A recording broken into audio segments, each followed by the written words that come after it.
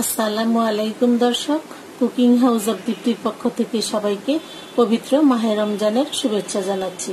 আমার আজকের রেসিপি ঠান্ডা ঠান্ডা শাহি লাচ্ছি।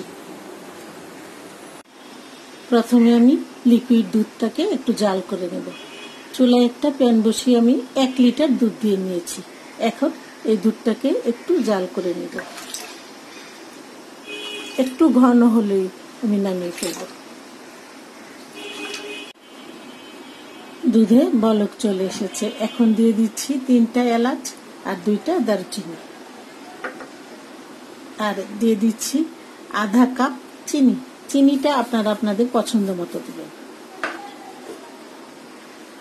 এখন আবারও একটু জাল করে নেব।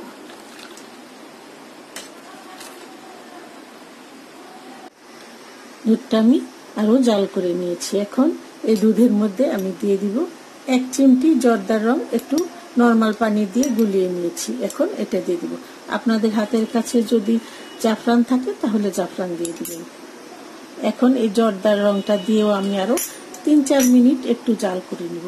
আর এই যে এলাচ আর দারচিনিটা দিয়েছিলাম সেটা উঠিয়ে ফেলব।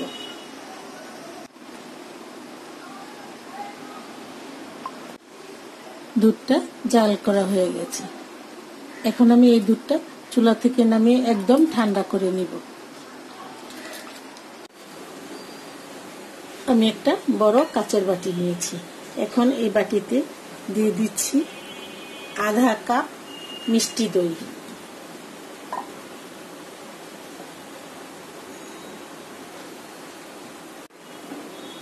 আর 1/4 কাপ দিয়ে দিচ্ছি টক দই। আমি টক মিষ্টি 2 ধরনের দই নিয়েছি। এখন এই দইগুলিকে একটা হুইস্কি দিয়ে ভালো করে ফেটিয়ে নিব। আর আপনাদের কাছে যদি ব্লেন্ডার থাকে তাহলে ব্লেন্ডারে ব্লেন্ড করে নেবেন। আমি হুইস্কি দিয়ে দইটাকে ভালো করে মিশিয়ে নিব। দইটাকে ভালো করে ফেটিয়ে নিতে হবে, কোনো দানা ভাব যেন না থাকে।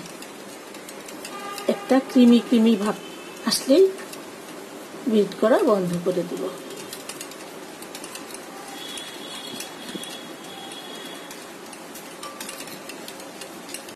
দইটাকে আমি ভালো করে ফেটিয়ে নিয়েছি, কোনো দানা ভাব নাই।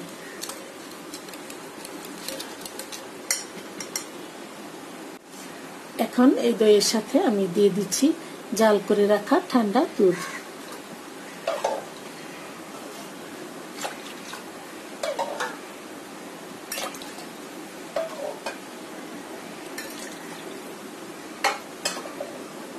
দিয়ে ভালো করে মিশিয়ে নিতে হবে। আবার দই আর দুধটা আমি ভালো করে মিশিয়ে নিয়েছি।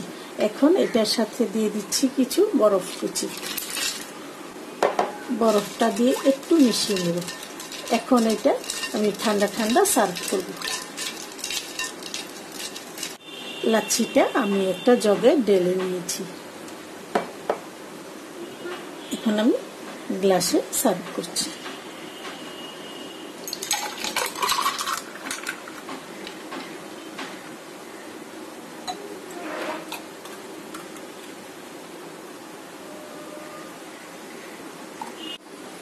আমি গ্লাসে সার্ভ করে নিয়েছি। এখন উপরে আমি কিছু কাঠবাদাম আর কাজু বাদাম দিয়ে দিচ্ছি।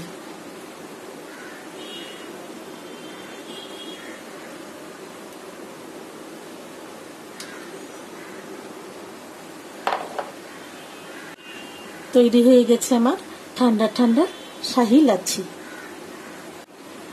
আশা করব আমার এই শাহি লাচ্ছি রেসিপিটি আপনাদের খুবই ভালো লাগবে। আপনারা বাসায় এটা ট্রাই করবেন। সবাই অনেক অনেক ভালো থাকবেন, সুস্থ থাকবেন আর নিরাপদে থাকবেন। সবাইকে অসংখ্য ধন্যবাদ। আল্লাহ হাফেজ।